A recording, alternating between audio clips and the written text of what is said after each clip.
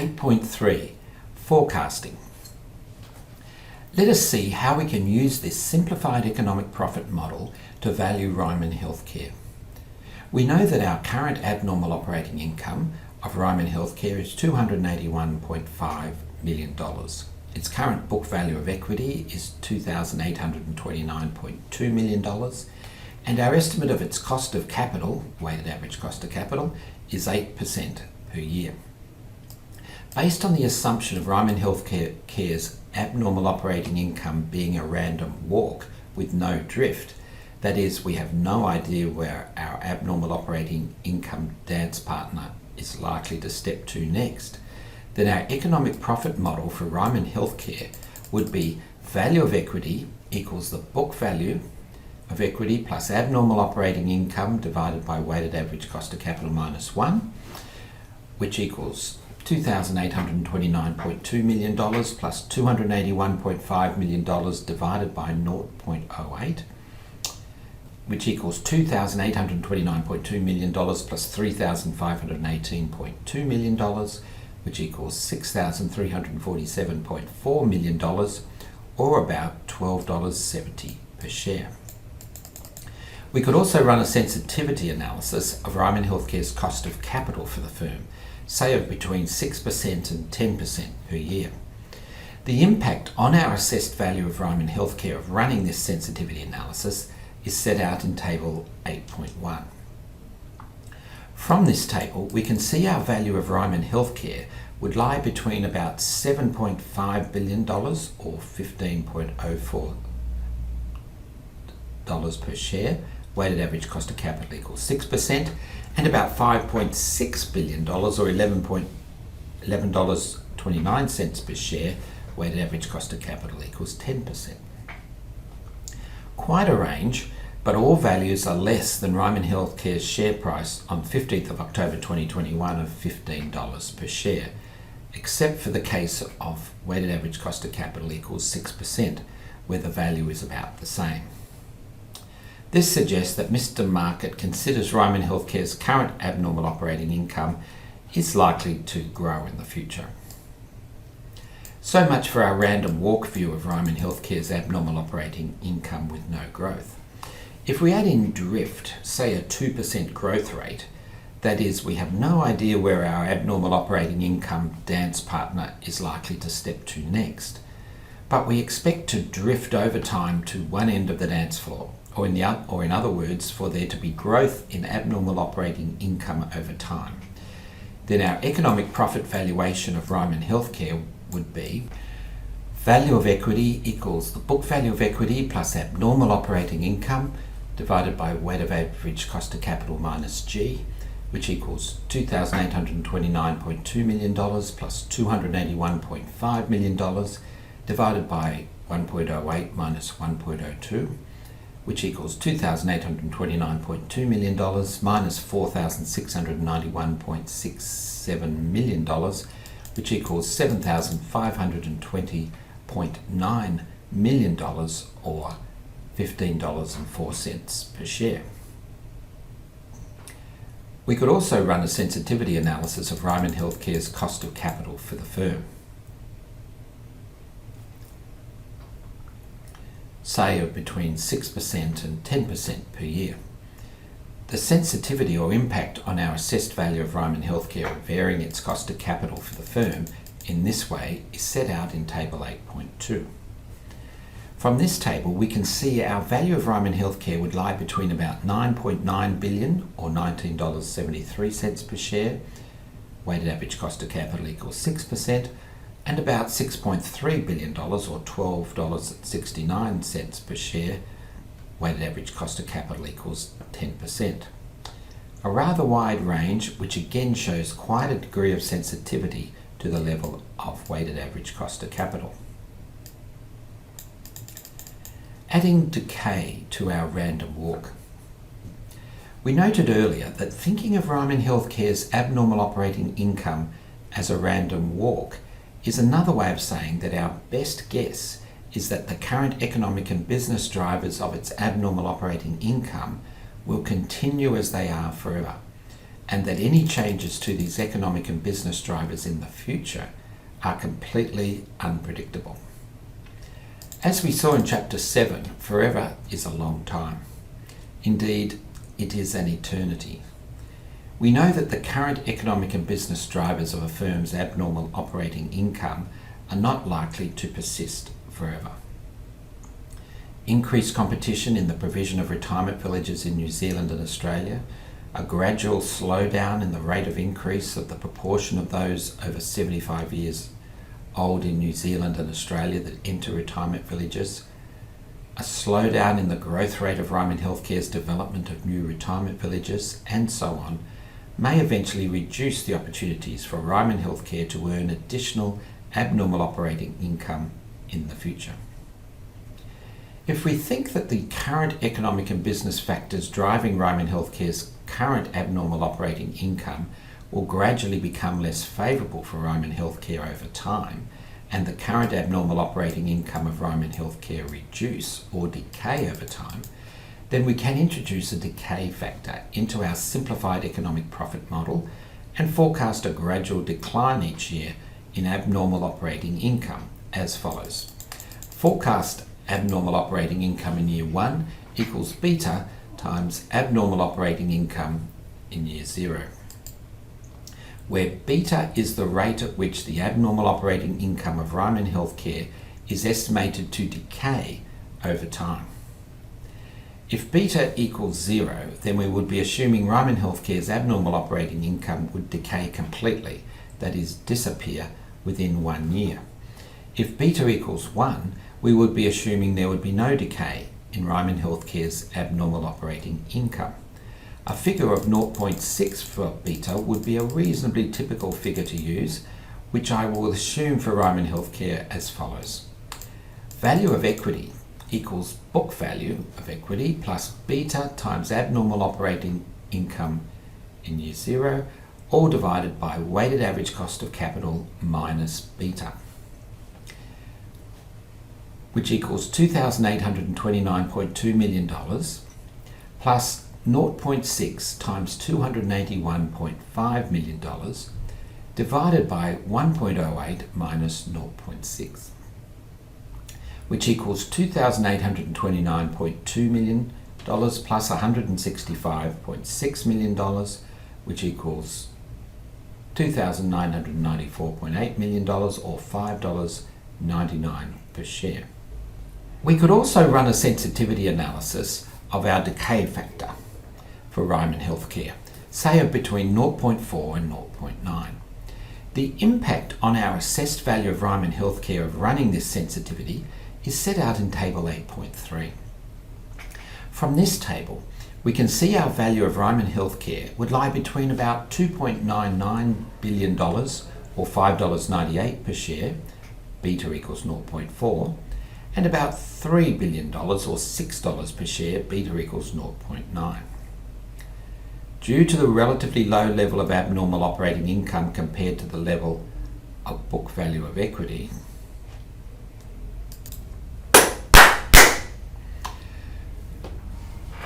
we could also run a sensitivity analysis of our decay factor for Ryman Healthcare, say of between 0.4 and 0.9. The impact on our assessed value of Ryman Healthcare of running this sensitivity is set out in Table 8.3. From this table, we can see our value of Ryman Healthcare would lie between about $2.99 billion or $5.98 per share, beta equals 0.4, and about $3 billion or $6 per share, beta equals 0.9. Due to the relatively low level of abnormal operating income compared to the level of book value of equity, there is little change in the value of Ryman Healthcare with changes in the decay factor. Also, this compares to a value of $6.3 billion and $12.70 per share with no decay factor and a cost of capital, weighted average cost of capital of 8%. See Table 8.1 above. The assumption that Ryman Healthcare's abnormal operating income will decay over time through the inclusion of a decay factor in our economic profit model makes our model an autoregressive model. This means that our forecast of abnormal operating income will automatically regress to or move towards zero over time in the face of competitive pressures that will compete away its abnormal earnings or economic rents, or in other words, its earnings greater or less than the firm's cost of capital. You can see that in this form of a simplified economic profit model, we are suggesting that the value of equity for Ryman Healthcare is its current book value of equity plus its current abnormal operating income, weighted by its cost of capital for equity and the extent to which its current abnormal operating income is expected to persist. Yet we know that by engaging with a firm's current economic and business realities and understanding their relation to a firm's accounting drivers, we can form judgments about how these current economic and business realities might change in the future. We will now look at how we can form worthwhile judgments about the future economic and business drivers of a firm and be able to implement an economic profit and DCF valuation in practice. Economic and business realities. If we are unable to forecast the economic and business drivers of a firm and are unable to forecast a firm's abnormal operating income, we effectively fall back on seeing a firm's abnormal operating income as being a random walk, with or without drift and with or without decay. As we saw in the case of Ryman Healthcare, this gives limited insights into the value of a firm. However, as we can form judgments or opinions about the expected economic and business drivers of a firm based on sound analysis and research that can help us connect to or engage with a firm's reality, we should be able to gain some further insights into the value of a firm. In considering Ryman Healthcare, we have seen it is possible to forecast abnormal operating income more intelligently and carefully than simply throwing our hands in the air and assuming a random walk for abnormal operating income, with or without drift or decay. This brings us to an important point. To the extent we can gain useful insights into a firm's economic and business drivers, meaningfully forecast these drivers, and then appropriately link these forecasts to estimates of value of a firm, we can form sound, useful judgments about the value of a firm. The key skills we need to be able to conduct financial statement analysis, to be able to know what adds value, are an ability to reformulate a firm's financial statements so they can be in a form ready for an economic profit or discounted cash flow analysis.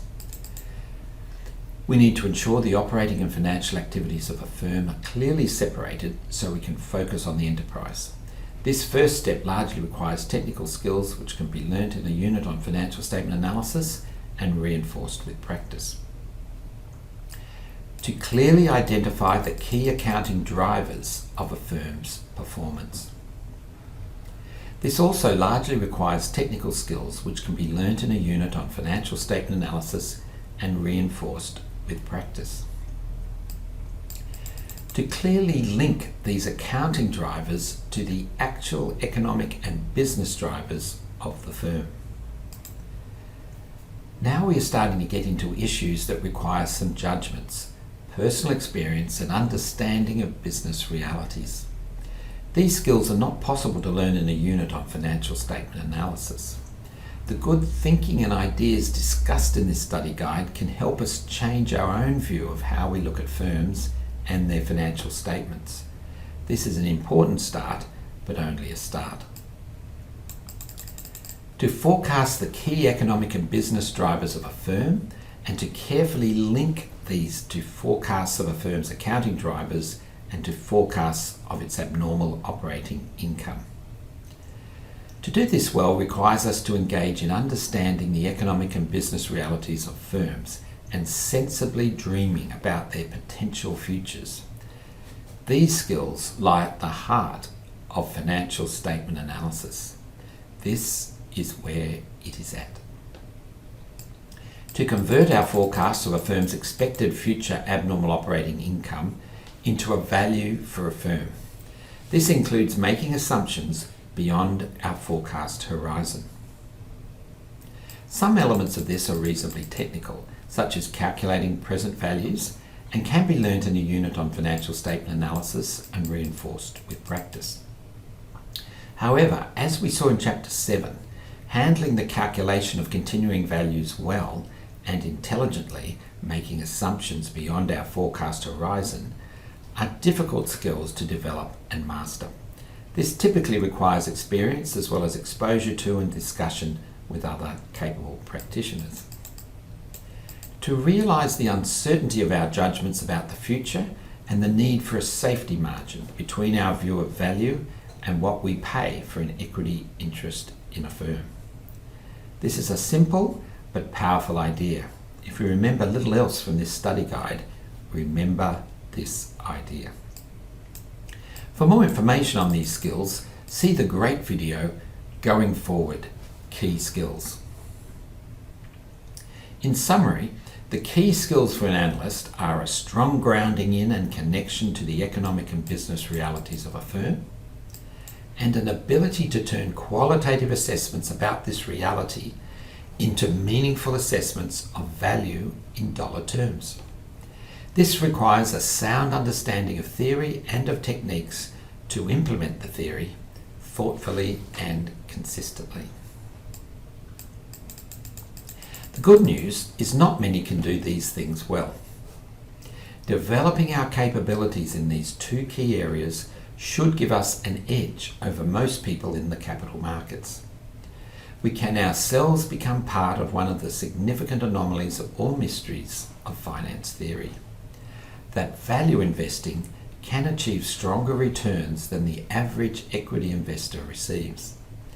Of course, to be a value investor, we need to know what adds value. This study guide has sought to show us how we can do this. 8.4. It is now up to you.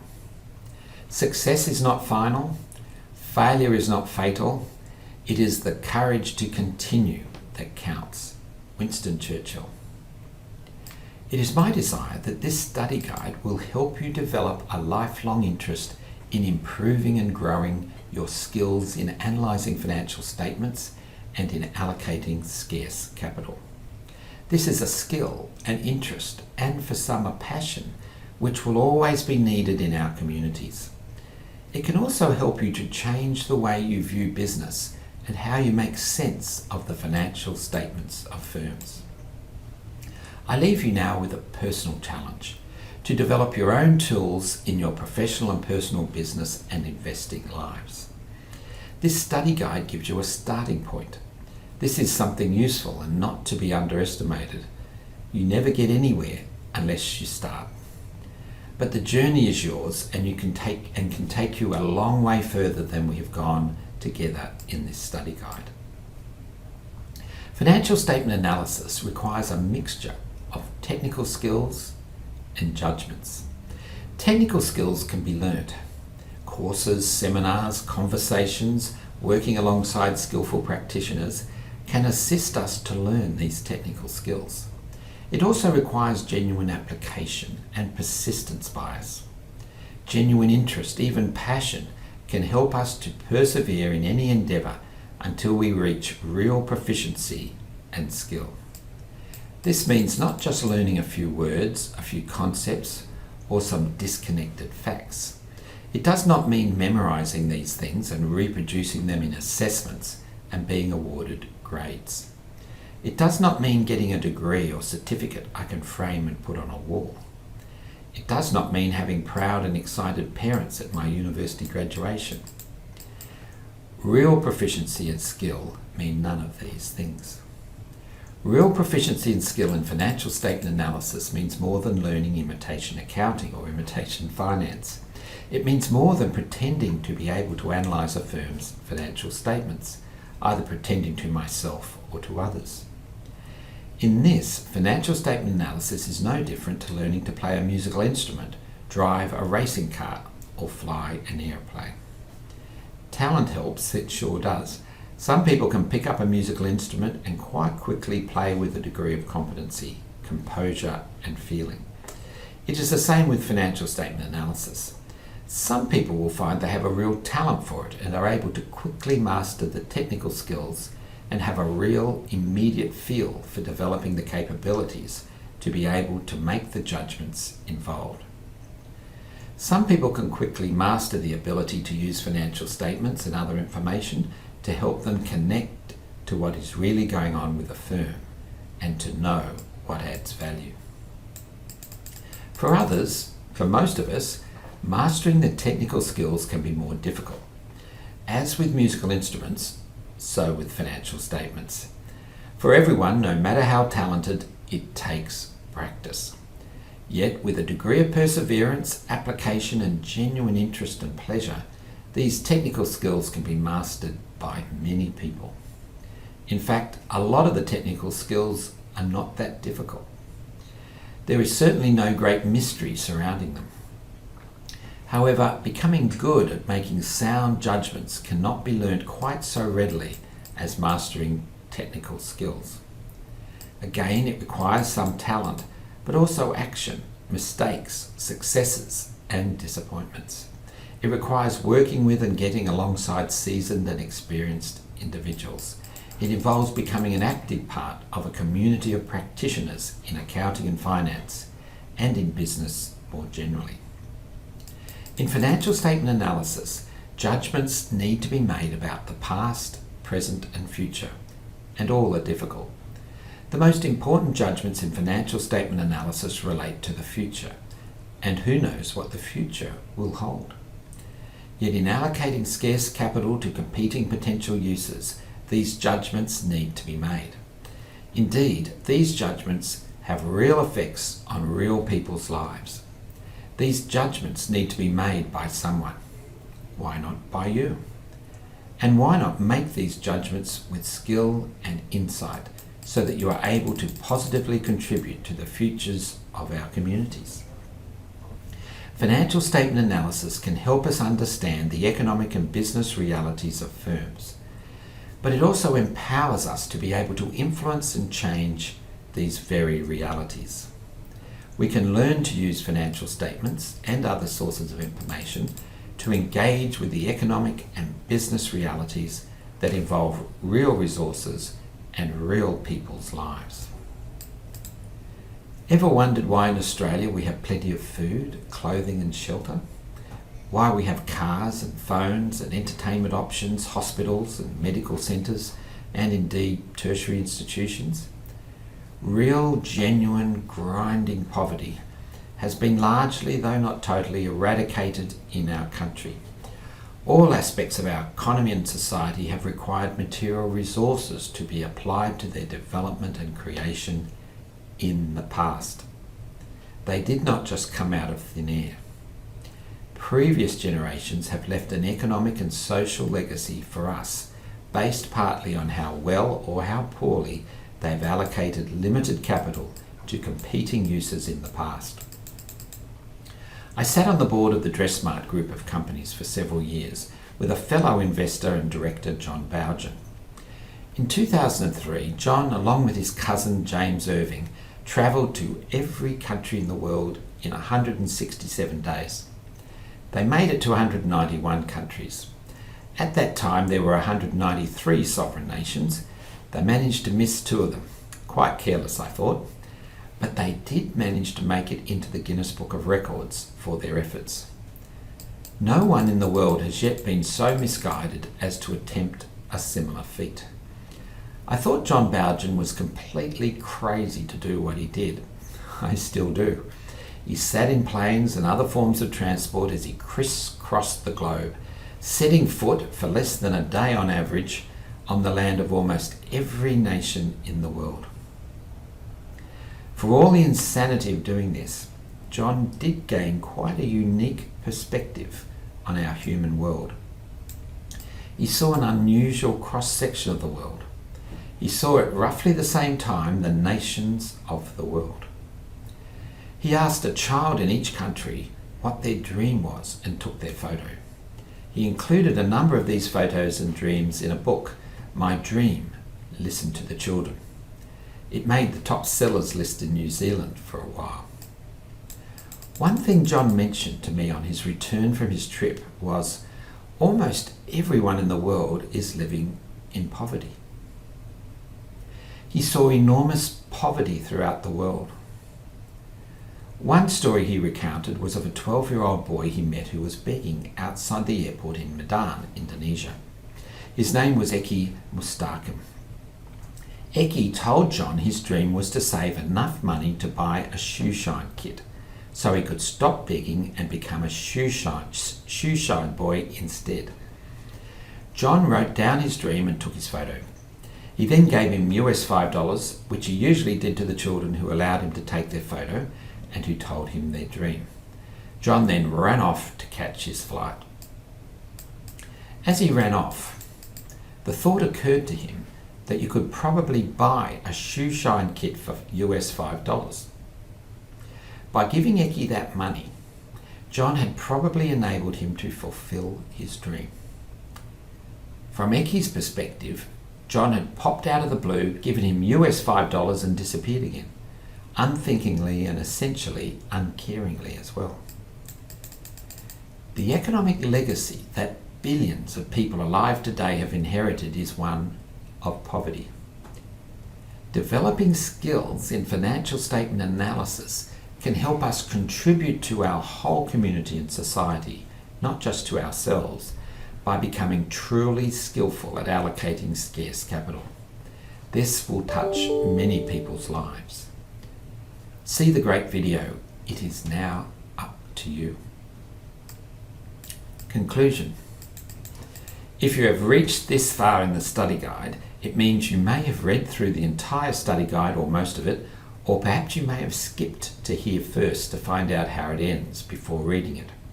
I know I often do that. Either way, this is where the study guide ends. We have traversed some of the areas of financial statement analysis. My intention has been to give you some ideas and concepts on which to ground your practical analysis of firms in the future. This study guide can be a place to get started. It can help you to think about the issues involved in understanding what adds value in business.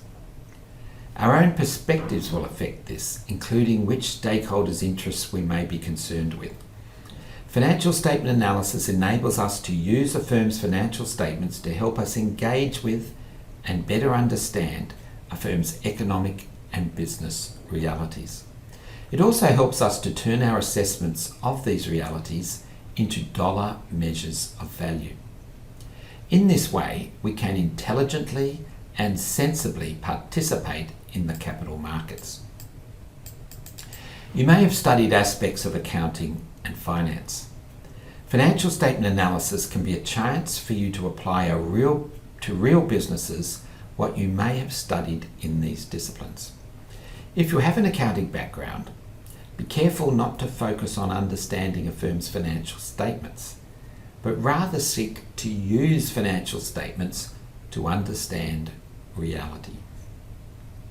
If you have a finance background, do not let the apparent certainty of tentative finance theories blind you to the uncertainties and basic messiness of the real world of business.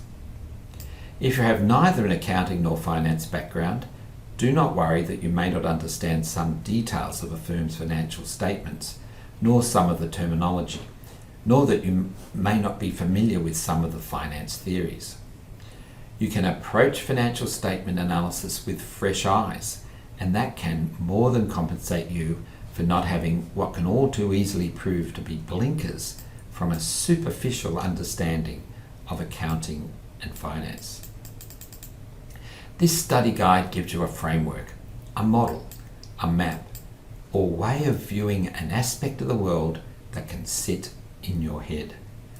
The discounted cash flow and economic profit frameworks can give you two ways of thinking about how to analyze financial statements.